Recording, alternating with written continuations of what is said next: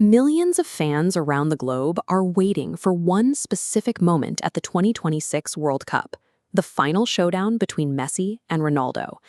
There is a massive difference between will and could. Will implies total certainty, but this matchup is a shifting probability. Look at the data. For 20 years, they broke every metric, tricking us into viewing both men as invincible machines. This 20-year streak of invincibility hides a harsh, unavoidable obstacle approaching in 2026, their physical decline. Sports science cannot defeat biology.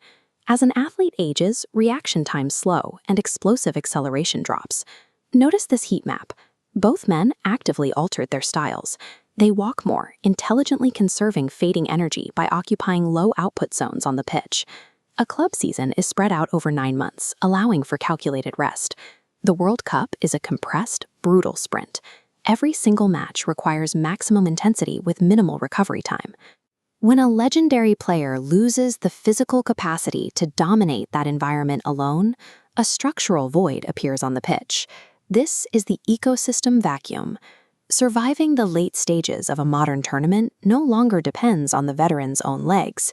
It relies entirely on the tactical and emotional team ecosystem built around them to fill that vacuum. The modern Argentina squad has evolved into a symbiotic ecosystem. They no longer rely on one man's physical output. Instead, the system is built on collective trust and shared responsibility.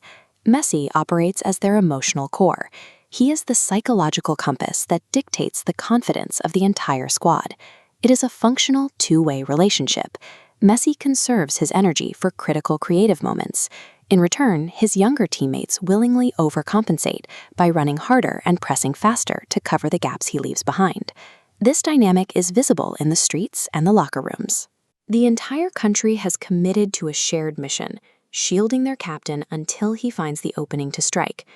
Argentina succeeds on the global stage because they designed a system specifically engineered to protect their greatest player, knowing he can no longer carry the nation alone.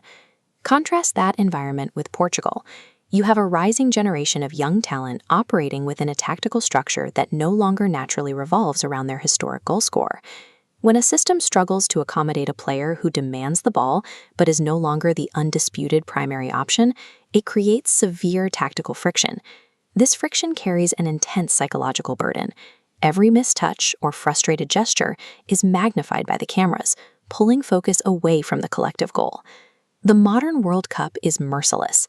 It actively punishes teams carrying tactical imbalances and emotional distractions.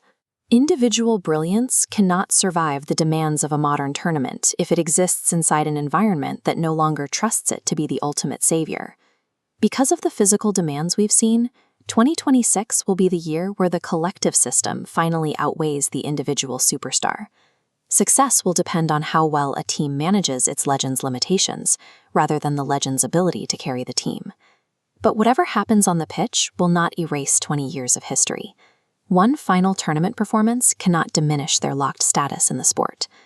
Greatness at 40 requires influence to make a squad willing to overcompensate for your physical limits, just to keep your genius on the pitch for one touch that changes everything. Their paths have split. One has found unconditional belief within his nation's ecosystem. The other is fighting to prove he belongs at the center. Forget the debate over who was greater. 2026 marks the final, unpredictable closing of a 20-year rivalry that will likely never be repeated.